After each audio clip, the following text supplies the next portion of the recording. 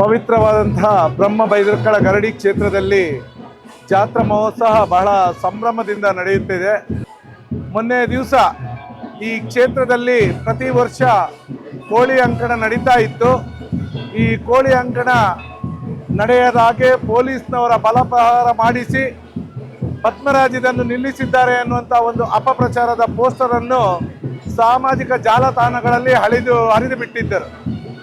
ಇದರ ಈ ಕೋಳಿ ಅಂಕಣದ ಬಗ್ಗೆ ಇದನ್ನು ಮಾಡುವುದನ್ನಾಗಲಿ ನಿಲ್ಲುವುದರಲ್ಲಾಗಲಿ ನನ್ನದು ಯಾವುದು ಕೂಡ ಪಾತ್ರ ಇರಲಿಲ್ಲ.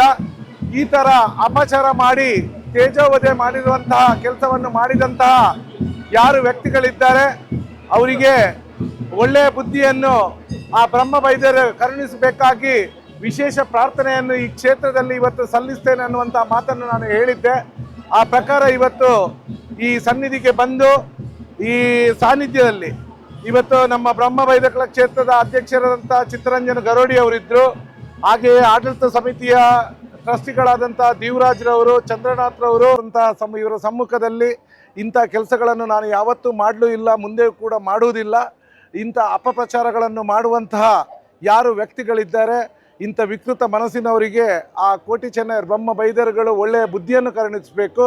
ಹಾಗೆ ಅವರೊಟ್ಟಿಗೆ ಸೇರಿಕೊಂಡಿರುವಂತಹ ಜನಗಳಿಗೂ ಒಳ್ಳೆಯ ಬುದ್ಧಿಯನ್ನು ಕರುಣಿಸಲಿ ಅಂತ ವಿಶೇಷ ಪ್ರಾರ್ಥನೆಯನ್ನು ಇಲ್ಲಿ ಸಲ್ಲಿಸಿದ್ರು. ಅಲ್ಲ, ಖಂಡಿತವಾಗಿಯೂ ಇದು ಸರಿ ಅಂತ ಇದನ್ನು ಎಲ್ಲರೂ ಕೂಡ ಖಂಡಿಸುವಂಥದ್ದು.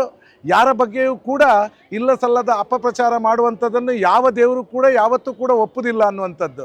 ಆದರೆ ಕೆಲವರು ವಿಕೃತ ಮನಸ್ಸಿನವರು ಬೇರೆ ಬೇರೆ ಉದ್ದೇಶಗಳನ್ನು ಇಟ್ಟುಕೊಂಡು ತೇಜೋವಧೆ ಮಾಡುವಂಥ ಕೆಲಸಗಳನ್ನು ಮಾಡ್ತಾರೆ.